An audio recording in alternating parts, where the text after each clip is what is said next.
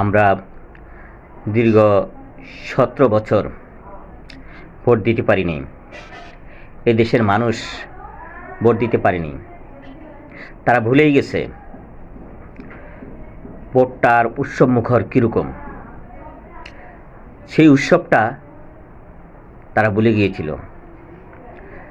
তবে প্রধান উপদেষ্টা ডক্টর মোহাম্মদ ইউনূস সেই সুযোগটা আমাদেরকে করে দিয়েছেন।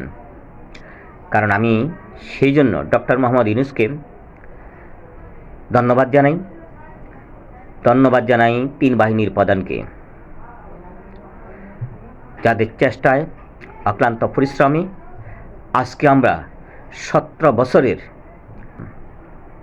এই নির্বাচনে আমরা প্রত্যেকে ভোট দিতে যাব।